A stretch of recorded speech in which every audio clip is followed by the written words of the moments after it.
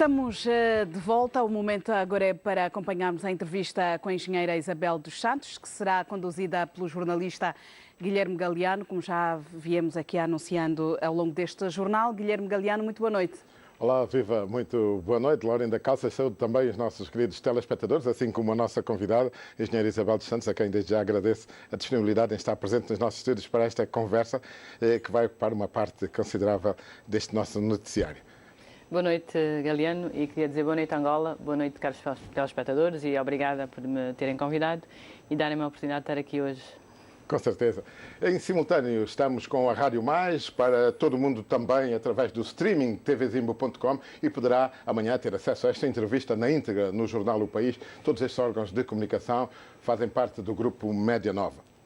Isabel dos Santos costuma evitar respostas sonantes às críticas que recebe e passou já por processos difíceis com contendores de respeito, como foi o caso do BPI, onde discutiu com os espanhóis do grupo La Caixa, ou o processo que opõe a Unitel, de que é sócia, aos acionistas estrangeiros, a Oi e a PT.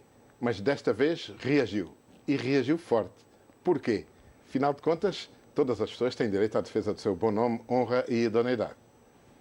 Eu primeiro queria agradecer realmente me terem convidado, porque é uma pergunta muito pertinente. Para mim é extremamente importante repor a verdade. Repor a verdade porque foi posta em causa a minha reputação, foi posta em causa a minha carreira profissional e, como sabe, eu sou uma empresária não só em Angola, também sou uma empresária fora de Angola, tenho vários investimentos em Angola, mas também tenho investimentos fora de Angola, e para mim a minha reputação é o meu capital. Portanto, repor a verdade do acontecido é muito importante, mas também não só a minha verdade. Sobretudo a verdade dos meus colegas, administradores, que são jovens, talentos, angolanos, que estudaram em Angola, foram bolseiros e foram para São Angola com sentido de missão. E estas pessoas, que são excelentes quadros, pessoas que trabalharam e que tiveram carreiras brilhantes em outras empresas petrolíferas, empresas internacionais, e que juntaram-se a Sonangol com um sentido de missão, também viram o seu nome manchado com estas acusações gravíssimas que foram feitas. A verdade é que a PGR, a Procuradoria-Geral da República, já anunciou a abertura de um inquérito para averiguar da justeza destas acusações proferidas por Carlos Saturnino, o engenheiro Carlos Saturnino, que é o atual PCA da Sonangol. Perante esta medida de um órgão de justiça angolano, ainda se justifica ter de prestar, com a regularidade com que o tem feito nos últimos tempos, estas declarações à comunicação social? Ou colocando a questão de outra maneira, não seria preferível aguardar para esclarecer tudo primeiro à PGR, em primeira instância, e a posteriori utilizar as estruturas da comunicação para informar o país sobre estes seus sentimentos e essa preocupação de defesa para com os seus colegas que fizeram parte do Conselho de Administração anterior? Helena, eu acho que é completamente normal a PGR abrir um inquérito. Aliás, depois das acusações gravíssimas que foram feitas e que são caluniosas e falsas, a única alternativa que sobrava para a PGR era efetivamente abrir um inquérito para saber se elas eram verdades ou mentiras. E isto com certeza terá o seu percurso e nós estamos disponíveis para prestar todas as informações. Mas há uma verdade, é que o tempo mediático, ou o tempo em que a média tem um interesse no assunto e o tempo em que os tribunais dedicam atenção ao assunto são tempos diferentes. Ou seja, possivelmente daqui a 15 dias já este assunto nada interessa, mas efetivamente se calhar só daqui a 15 dias é que pode começar algum trabalho efetivamente dos tribunais. Por isso é importante das conclusões a que a Procuradoria-Geral venha a chegar a respeito do inquérito que entanto... Os inquéritos são sempre processos mais longos, porque é normal, e é como eu digo, e o que importa aqui é a presunção da inocência, ou seja, não se pode chegar e fazer-se uma conferência de imprensa onde, sem elementos de prova, porque não foram mostrados elementos de prova, sem documento algum, se faz um verdadeiro circo de acusações, não é? E depois disto, vamos esperar então que seja esclarecido em PGR, ou seja, para isso não se faria uma conferência de imprensa. O que é que teria sido o procedimento normal de um gestor público? Se ver que há alguma irregularidade, pode acontecer, enfim, o que deve fazer é convocar as pessoas em causa e pedir esclarecimentos. Depois de pedir esclarecimentos, se não se encontrar suficientemente esclarecido, então aí pode ir ao seu órgão de tutela, nesse caso ao Ministério dos Petróleos, reportar alguma irregularidade e pedir que seja estabelecida uma comissão e que a comissão averigue o que é que aconteceu, efetivamente se há ou não matéria. Ora, nada disto foi feito. E Nós nunca fomos convidados a prestar essa sua esclarecimentos. constatação, a engenheira já reagiu, dizendo que pedia precisamente provas documentais ao engenheiro Carlos Saturnino e dava-lhe inclusive 24 horas para que essas provas fossem apresentadas, caso não, colocaria a questão na Justiça. Já passaram mais de 24 horas. Já colocou a questão na Justiça ou desistiu de fazê-lo? Portanto, eu estou a trabalhar com os advogados, não só eu, mas também os outros membros do Conselho de Administração, estamos a trabalhar com os advogados e estamos a reunir o nosso processo para dar entrada, dentro dos prazos permitidos por lei, para dar entrada ao processo de queixa-crime por difamação contra Carlos Saturnino. Porque, efetivamente, o que foi dito foi difamatório, foi calunioso, nós ficamos chocados, achamos que não era esse o procedimento correto e então temos razão de apresentar a queixa que apresentamos. Queria também dizer uma coisa que é muito importante, que é que este Conselho de Administração que eu presidi na Sonangol foi o Conselho de Administração mais jovem até a data. Ou seja, se olhar para os antigos Conselhos de Administração, eram Conselhos de Administração muito mais velhos do que nós. Também foi o primeiro Conselho de Administração que incluiu membros que não eram membros, ou seja, que não eram filhos da casa, que não vinham da Sonangol. Uma grande parte dos administradores, dos antigos administradores, vinham ou de empresas petrolíferas internacionais ou do setor privado. Portanto, era realmente um Conselho de Administração muito diferente. Por outro lado, foi também... A evocação que faz à juventude do Conselho de Administração que integrou, falo a que propósito? A juventude nem sempre significa mais conhecimento, pode também significar menos experiência. Com Neste certeza. contexto a que se quis referir. Não, com certeza. E é aí que é muito, muito relevante o que digo. Este Conselho de Administração era jovem e experiente, ou seja, tinha trabalhado mais de décadas, em alguns casos 15 anos, 20 anos. Uma das administradoras foi presidente da Chevron no Brasil. Ora, o Brasil, com o pré-sal, é sem dúvida um dos maiores investimentos da Chevron. Um dos outros administradores foi presidente da ESSO em Moçambique para dirigir toda a investigação e todo o investimento e todo o desenvolvimento do gás. Isto não eram jovens sem experiência, eram jovens com muita experiência, jovens muito capazes, sobretudo jovens angolanos, e que foram para Sonangol com sentido de missão. A verdade é que a senhora engenheira, numa recente entrevista concedida ao jornal português, o Jornal Negócios, culpava os partidos da oposição pelos ataques à gestão da Sonangol durante o seu mandato. Mas claramente nenhum ataque foi tão contundente quanto este que foi feito pela atual gestão da empresa, que entretanto foi nomeada pelo chefe do executivo, que é apoiado pelo seu partido de coração, o MPLA. Qual é a leitura que faz desta situação? Eu gosto que realmente fique claro que a mudança que nós queremos na Sonangol foi profunda. Nós cortamos muitos custos, nós cortamos cerca de 40% dos custos de contratos. Ora, não tenho dúvidas que mexemos com interesses financeiros, não tenho dúvidas disso, e que estes interesses financeiros, com certeza, que não viram... Interesses financeiros que vêm da oposição? Não, interesses financeiros externos a Sonangol. Ou seja, interesses financeiros que durante muitos anos viveram das debilidades da empresa. A empresa tinha debilidades, precisava... Mas ao mesmo tempo interesses nacionais. Eu não diria que são Externos, necessariamente só nacionais. Não posso dizer se são nacionais ou não, mas que são interesses externos à empresa. E estes interesses externos, efetivamente, alimentaram, eu acredito que alimentaram, campanhas contra o antigo Conselho de Administração. E houve também, sem dúvida, a questão geracional, porque nós, efetivamente, éramos um Conselho de Administração muito mais jovem em relação aos anteriores. E éramos fora do setor, vínhamos fora da Sonangol, portanto, não éramos filhos de casa. E acho que estas coisas todas, com certeza, contribuíram a uma série de campanhas que depois tiveram aproveitamento político, e tiveram, de partidos da oposição, sem dúvida, e que, enfim, que nós acompanhamos durante o nosso mandato. E do seu partido? Está contente com a reação ou das reações que vão chegando em relação a este modo como esta contenda se vai acontecendo no relacionamento entre o anterior Conselho de Administração e o atual? O projeto de reestruturação da Sonangol faz parte do programa do governo atual.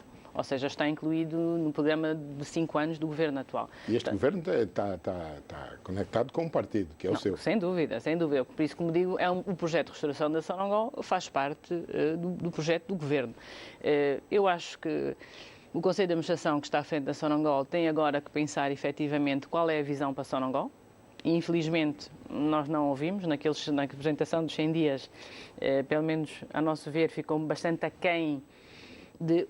Qual é o futuro da Sonangol? Para onde é que ela vai? Como é que se vai resolver a questão da dívida? Quando é que vamos começar a voltar a investir outra vez nos postos de petróleo? Quando é que vamos aumentar a produção? Como é que vamos reduzir os custos? Vamos ou não criar empregos dentro do setor petrolífero? Por exemplo, coisas que interessam. Vamos criar um setor de indústria de apoio ao setor petrolífero, ou seja, em Angola é possível termos uma indústria que trabalhe e forneça serviço ao setor petrolífero de forma competitiva. Estas coisas, estes temas não ouvimos, não foram resolvidos. E eu acho que está aí um grande trabalho que o Conselho de Administração atual deve e pode fazer.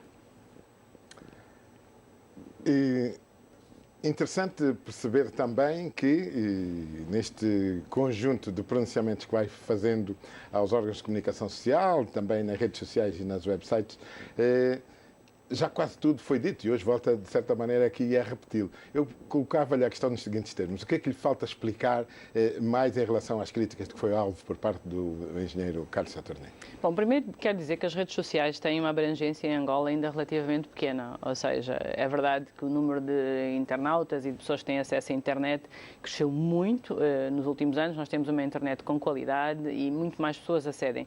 Mas não tem uma dimensão tão grande como tem uma televisão. Portanto, obviamente, o que eu quero fazer hoje é passar esta mensagem que é a nossa mensagem do antigo Conselho de Administração da Sonangol sobre as acusações que nos foram feitas. E foi que também elas são nesse sentido falsas, que foi que são acusações nas redes sociais, os órgãos de comunicação nacionais a entrevistarem, não é? Exatamente, porque nós queremos repor a verdade, porque estas acusações são falsas. Nós não recebemos 145 meses de salário, isso é falso. Recebemos 17 meses e meio, em alguns casos recebemos 18 meses. Não houve transferências feitas após a cessão do mandato do Conselho de Administração, é falso, não há transferências feitas dia 16 de novembro à noite, não há transferências feitas dia 17, portanto isto são coisas falsas. A questão relativa aos 38 milhões, está-se a referir. Exatamente.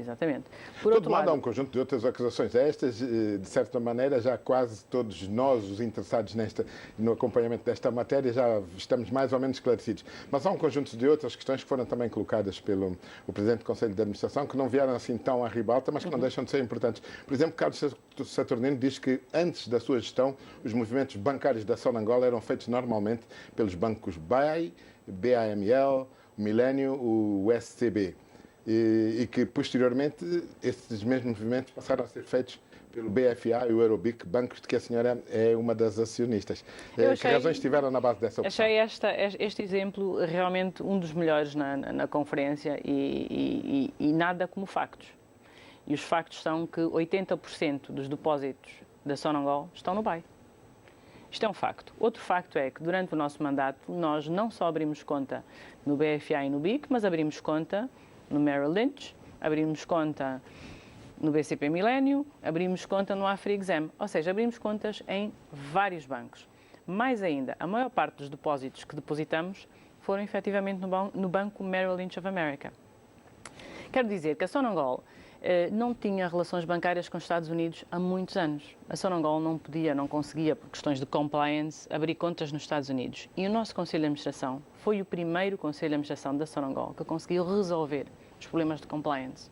Ou seja, nós conseguimos convencer a banca americana a voltar a trabalhar com a Sonangol, a voltar a trabalhar connosco. Isto foi uma grande vitória, foi muito difícil, não foi um objetivo fácil. Portanto, a acusação que ele faz de que haveria privilégio para bancos onde eu participo como acionista é falsa. É pura e simplesmente falsa.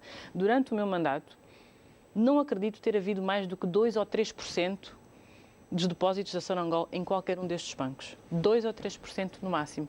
Do valor global dos depósitos da Sonangol. O BAI é um banco que historicamente tem uma relação com a Sonangol. Portanto, é um banco que, no fundo, eu diria quase que monopoliza as operações, as transações da Sonangol. E quando nós chegamos a Sonangol, era importante, para baixar custos e para reduzir custos, introduzir concorrência. E foi exatamente o que fizemos. Introduzimos concorrência, fomos ao mercado, consultamos todos os bancos e trabalhamos com todos os bancos da Praça Nacional. Portanto, voltamos a reativar as contas que a Sonangol tinha com todos os bancos na Praça Nacional, desde os mais pequenos aos maiores. Infiro das palavras e do pronunciamento que tem tido até aqui, nesta nossa entrevista, que está absolutamente tranquilo em relação àquilo que foi o modelo de gestão que o seu Conselho de Administração incitou ao longo dos 17 meses em que esteve à frente da Sonangol. De todo modo, na entrevista que concedeu recente ainda ao Jornal de Negócios, disse que acusações que lhe são feitas têm como objetivo distrair a opinião pública de identificar os verdadeiros responsáveis que desafortunam a Sonangol. E já que falamos de bancos, transferências, desse volume de capital, eu gostava de lhe perguntar a quem se refere quando fala desses verdadeiros responsáveis que desafortunaram a Sonangol, uma vez que tratamos da principal empresa nacional e que é uma empresa já com 42 anos de existência, por isso alguns dos nomes importantes da nossa praça passaram pela liderança da Sonangol. Tem nomes de referência para esta acusação que pronuncia? A Sonangol, durante portanto, as suas décadas de existência, foi tendo um percurso longo e um percurso complexo. É uma empresa que primeiro surge com o objetivo de ser efetivamente apenas uma empresa de petróleo e gás em Angola, mas depois muito rapidamente assume uma série de outras responsabilidades que eram necessárias, porque Angola estava em guerra, nós tínhamos uma economia fechada, era muito difícil atrair investimento e realmente a Sonangol fez e bem, durante uma altura, entrar em uma série de negócios necessários para desenvolver a economia angolana. Ora, nem todos estes negócios foram feitos com sucesso e, efetivamente, alguns deles foram negócios que acabaram por ter prejuízos para a Sonangol. Quando o preço do petróleo estava alto, essas debilidades não eram vistas, não era visível que estes outros negócios realmente não eram rentáveis. Quando o preço do petróleo baixou, em 2015 e 2014, estas debilidades começaram a ser mais aparentes. Eu quero fazer lembrar que o primeiro PCA que realmente chama a atenção a gravidade dos problemas da Sonangol é, em 2015, o Dr. Francisco de Lemos, que apresenta em maio de 2015 um relatório que é o resgate empresarial. E nesse relatório de maio de 2015, ele fala, efetivamente, das debilidades e das dificuldades da Sonangol. E é em função deste relatório de maio de 2015 que o governo angolano, portanto, o antigo executivo, decide criar a Comissão de Reestruturação do Setor de Petróleo.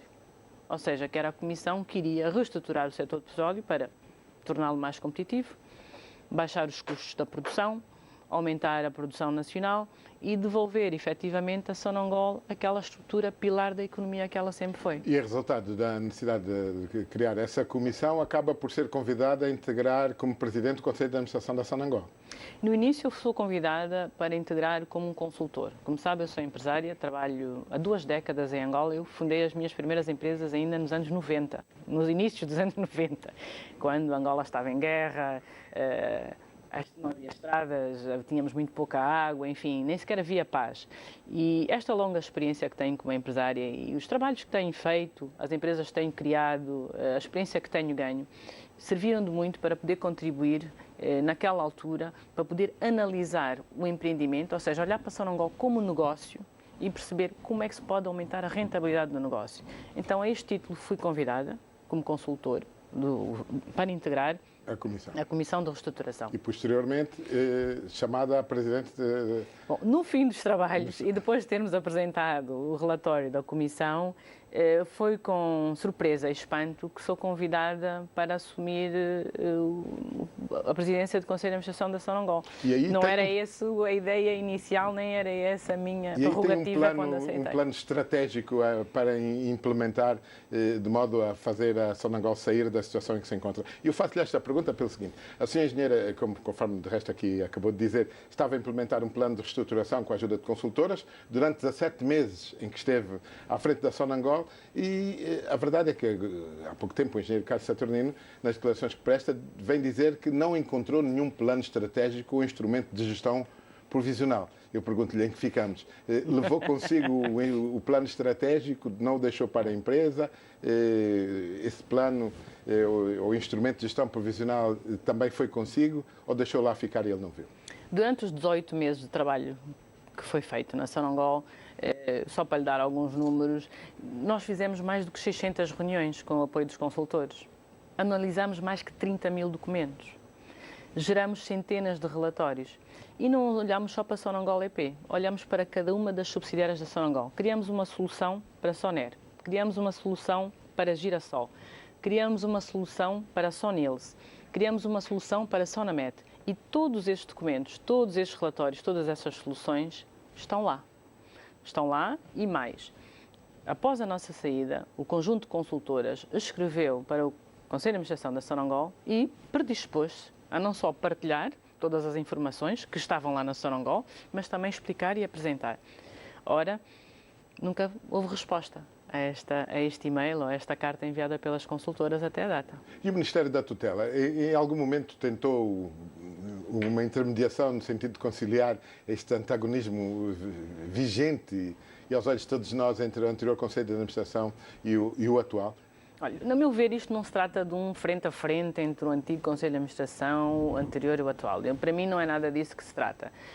Mas há claramente e publicamente uma divergência entre estas duas correntes de pensamento com acusações mútuas na comunicação social. Isso eu acho que houve uma camutear. diversão que foi feita porque não se quer efetivamente tratar da questão da empresa. E o que eu gostava de ver é uma conferência de imprensa que realmente tratasse das questões da Sonangol. Agora, uma diversão para enganar o povo, do que realmente quais são os problemas da Sonangol e porque é que a Sonangol está o que está, ou seja, não seria este Conselho de Administração que eu presidi em 18 meses que traria a Sonangol a situação onde ela estava. Isso não é o caso, mesmo porque em 2015 já Francisco Lemos havia dito que a empresa estava tecnicamente falida. Em absoluto, mas no conjunto de acusações que são proferidas contra a gestão do Conselho de Administração a que presidiu, há um conjunto de, passe o pleonasmo, de ações que supostamente não terão sido tomadas. Uma delas também já fez em vários órgãos de comunicação referência e que tem precisamente a ver com a distribuição dos dividendos da Galp que não terão chegado aos cofres da Sonangol. O que dizer sobre esta afirmação? Portanto, há bocado perguntou-me dos relatórios e nós fizemos publicamente, inclusive, a apresentação do programa Sonalight, que foi referido na imprensa. A imprensa, nós convidamos uma conferência de imprensa Sonangol. E o que era o Sonalight? O Sonalight era um conjunto de iniciativas, mais de 1000 iniciativas que estavam identificadas, que é o plano, efetivamente, de como reestruturar e de como corrigir as situações que existem na Sonangol. Este plano está lá. O Sonalight existe. Criamos o Sonaplus. O que é o Sonaplus? É o plano de como aumentar receitas. Ou seja, Carlos Saturnino encontrou o Sonalight, que é um plano de como cortar custos, e o Sonaplus, que é um plano de como aumentar a receita. Dizer que estes planos estratégicos não existem é falso, porque eles estão lá, eles existem.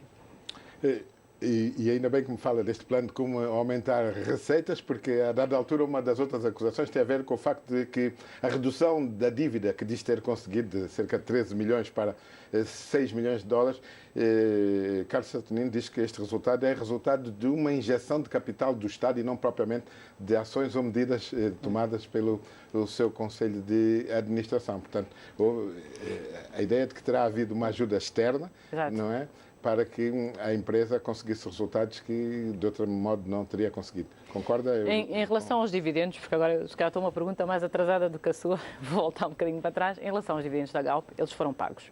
A Sonangol recebeu os dividendos da Galp, recebeu sim, e os impostos relativos a esses dividendos, que são impostos que tinham que ser pagos ao Estado holandês, também foram pagos. Portanto, isto já foi apresentado na imprensa, acho que é um tema que já deve estar encerrado. Agora, é pena, efetivamente, a Sonangol não vir a público e não dizer e não confirmar que recebeu os dividendos, mas talvez o faça brevemente.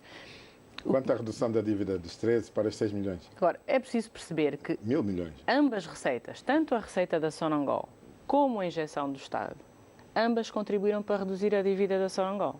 Não foi só o empréstimo do Estado. E mais, o Estado faz um empréstimo a Sonangol porque há uma visão clara de como ele poderá reaver o seu empréstimo de 10 mil milhões. Portanto, esta injeção é um empréstimo que o Estado faz à empresa, porque há um plano que é apresentado pela administração da empresa que claramente explica como o Estado poderá reaver os seus 10 mil milhões. O plano que estava em cima da mesa era que em 2019 a Sonangol já não teria dívida financeira com a banca. E a partir daí poderia começar a fazer o serviço da dívida financeira com o Estado. Ora, este financiamento de 10 mil milhões que fala também é algo que acontece em 2015. Ou seja, antes da chegada deste Conselho de Administração. Isto são tudo iniciativas e decisões tomadas pelo Executivo angolano em face da gravidade que foi revelada em maio de 2015 pelo anterior Conselho de Administração da Sonangol. E o Estado, muito bem, apoia a empresa, acredita na empresa. De resto, é uma empresa que é o principal pilar de sustentação da nossa economia. Foram medidas certíssimas, criar uma comissão de reestruturação, nomear um conselho de administração jovem, experiente, dinâmico, comprometido. Por outro lado, injetar dinheiro na empresa para a empresa poder outra vez voltar a ser o que era e com um plano claro de quando e como poderia voltar a reaver o investimento que havia posto. Como deve perceber, tenho de ir insistentemente citando Carlos Saturnino, porque ele diz que encontrou a Sonangol frágil e sem modelo de gestão robusto, o suficiente para aguentar uma queda de receitas. Afinal de contas, eu coloco-lhe a questão noutros termos. Ao fim de 17 meses, em que estado deixou a empresa? É ainda em falência técnica ou já com ainda ligeira capacidade de sustentação? Bom, 17 meses é um prazo curto, né? Mesmo para os melhores empresários e os melhores gestores, 17 meses é um prazo curto, mas em 17 meses nós conseguimos fazer várias coisas. Primeiro, conseguimos estagnar as percas, ou seja, a empresa deixou de perder dinheiro. Isso era importantíssimo. Segundo, conseguimos cortar os custos. Tudo que era comprado ao dobro do preço, nós conseguimos reduzir e conseguimos comprar de uma forma mais barata. Não despedimos pessoas. Ou seja, durante todo o tempo que tivemos na Sonangol, não tivemos despedimentos em massa, tivemos muita atenção com o lado social, porque estávamos a passar um momento de crise. E fizemos um plano financeiro para devolver à empresa aquilo que ela um dia poderá ser. E acredito que nós deixamos a Sonangol numa posição muito melhor do que encontramos. E disso não temos dúvidas. E os resultados falam por si. Aliás, ele próprio diz 224 milhões de dólares de lucro em 2017. Nós saímos 30 dias ou 40 dias antes do final do ano. Portanto, este lucro é um lucro que está aí, está claro. Os rastros financeiros da empresa foram cumpridos. E a dívida baixou consideravelmente. Ainda bem que fez questão de referir também o lado social da empresa, na medida em que, entre outras, do número grande de afirmações que foram feitas relativamente ao modo como foi gerindo a Sonangol, falou também de manifestações de trabalhadores que não recebiam os seus salários, de elevadores que não funcionavam e de novos contratos de prestação de serviços em substituição dos antigos, sempre com valores mais elevados. Entre outras acusações. E isto tem claramente a ver com o lado social e sustentabilidade da empresa. Podemos também observar, por via da comunicação social, que quando da notícia da sua demissão, alguns setores da empresa parecem ter festejado. Como sentiu o impacto dessa reação? Em relação aos salários, até quero dizer que em algumas das subsidiárias da Sonangol nós implementamos o sistema de pagamento dos salários e pela primeira vez ele foi atempado e foi dia 22 de novembro e não mais tarde. Ou seja, não houve momentos em que os salários dos trabalhadores da Sonangol não tenham sido pagos. Isso é falso, não houve. As questões sociais, sempre fomos muito atentos às questões sociais, ao contrário do que possa parecer. Pelo contrário, apesar de haver um grande problema financeiro da empresa, nunca pensamos em reduzir o número dos trabalhadores. Pelo contrário, introduzimos a reforma, acautelamos com que o fundo de pensões, que não estava regulado até a data, portanto, carecia da aprovação do Ministério das Finanças e da ARSEG, nós conseguimos com que o fundo de pensões fosse aprovado pelo Ministério das Finanças e da ARSEG e pusemos o fundo de pensões a funcionar. E conseguimos pela primeira vez garantir que aquelas pensões fossem efetivamente legais e corretamente adjudicadas às pessoas.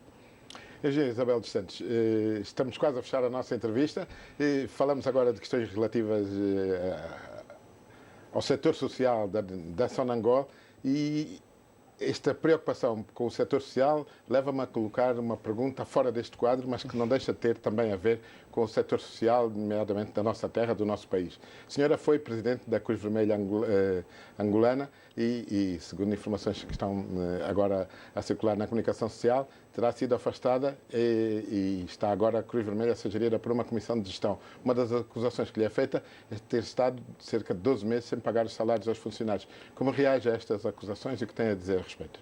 É preciso perceber que a Cruz Vermelha é uma associação de voluntários e de voluntariado e que um presidente da Cruz Vermelha é apenas um presidente honorário, ou seja, honorífico. Não é uma empresa onde efetivamente é o trabalho do presidente da empresa ou o gestor da empresa pagar os salários. Não é a questão. Mas como presidente honorário pode, entre outras ações, estimular os doadores nacionais ou internacionais a ajudarem a instituição. Com certeza, e temos feito. E o que sabemos é que muitos desses doadores, neste momento, não têm estado disponíveis a ajudar a Cruz Vermelha. Não é? Os salários da Cruz Vermelha sempre tiveram um doador principal. E esse doador principal é o Estado angolano. Portanto, isto não é segredo, porque consta do Orçamento Geral do Estado e a Cruz Vermelha sempre viu os seus salários suportados pelo Orçamento Geral do Estado. Ora, nós sabemos que, efetivamente, estamos a passar um período em crise e que, no Orçamento Geral do Estado, houve decisões difíceis de tomar.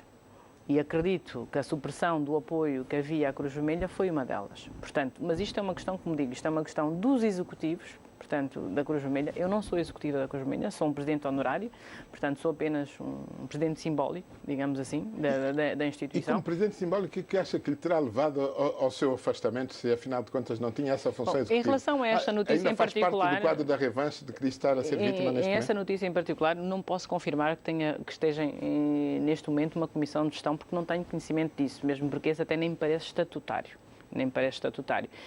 O que eu posso confirmar é que nós temos sim previstas novas eleições para a Cruz Vermelha, não é? para os seus próximos mandatos, para o seu próximo secretário-geral e para o seu próximo presidente, etc. E isso sim está previsto.